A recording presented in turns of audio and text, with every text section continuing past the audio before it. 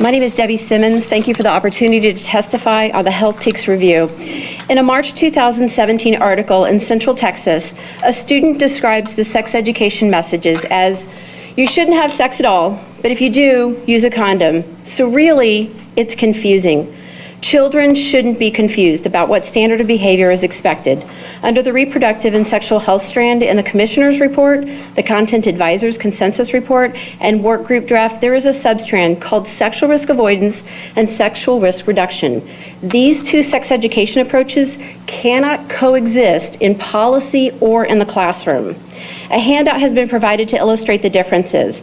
Comprehensive sex education programs, also known as sexual risk reduction, is a highly controversial rights-based approach to sex education seeking to change society by changing sexual and gender norms and teaching youth to advocate for their sexual rights. Abstinence-only programs, as the diagram shows, cannot teach or even mention contraception. Some Texas school districts choose to remain abstinence-only, particularly for elementary puberty discussions and middle school human sexuality instruction. Market pressures at both ends of the spectrum cause sex educators to offer programs in the middle ground in what was identified as abstinence plus curricula. Comprehensive sex educators attempted to offer programs with less graphic content, while abstinence educators added medically accurate information on contraception. Abstinence plus curricula vary widely.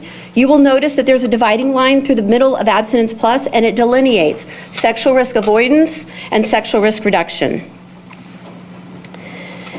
based on whether a program provides contraception, education, or in the case of sexual risk reduction, advocates for contraception use.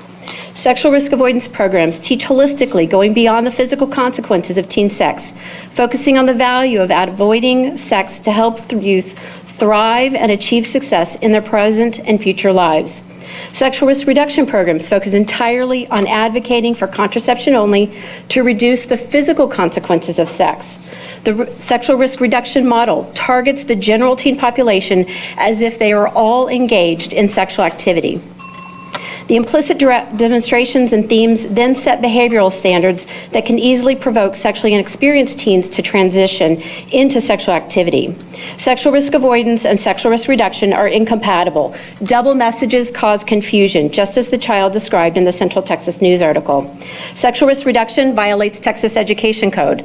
Please provide guidance to the work groups to focus on the consistent and effective public health policy of sexual risk avoidance as supported in Texas Education Code 28004.